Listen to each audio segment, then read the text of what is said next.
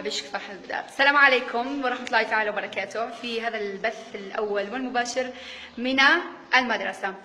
اليوم كانت بداية دخول المدرسي، طبعا أنا معهم جميعا. المشاغب أين هو أحلى مشاغب أعزو. نلتقي هذا العام إن شاء الله، راح يكون موسم دراسي موسما للفرح. إن شاء الله يا رب يكلل بالنجاح. مجموعة من الأسئلة راح نفتتح بها. الإرادة ماذا تصنع؟ بذكر الله تطمئن قطار النجاح لابد أن يمر بمحطة، لكن هل نطيل الوقوف؟ لا. جيد، لن نطيل الوقوف. اللغة العربية أغنى.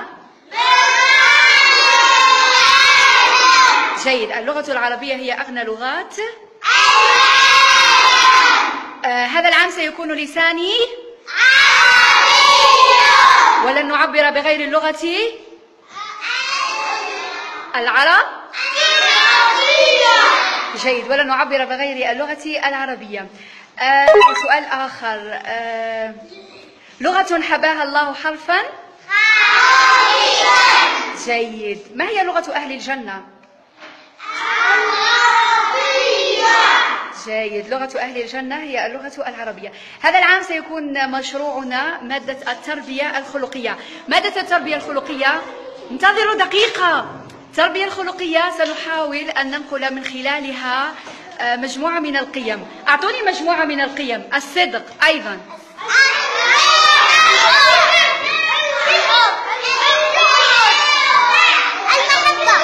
دقيقة فقط. التعاون، المحبة أيضا، الصدق، الوفاء أيضا، المحبة، الإيثار. دقيقة فقط، دقيقة. الأمل، الاجتهاد، الصدق، الإيثار، مجموعة من القيم. نتمنى التعاون. دقيقة فقط أطفال، سكوت، كل واحد مكانه. يلا انطلقوا، جلوس كل واحد مكانه. اليوم فقط أردت أن نتبنى فكرة هي التربية الخلقية. التربية الخلقية مادة راح تكون في بداية كل حصة، مدتها على الأقل 5 دقائق، راح ننقل من خلالها مجموعة من القيم للتلاميذ. في نهاية الأسبوع يوم الخميس إن شاء الله راح تكون أسئلة أو مشروع إنتاج كتابي عن تلك القيمة. انتبهوا معي. سؤال أخير، الإرادة ماذا نصنع بها؟ إلى اللقاء.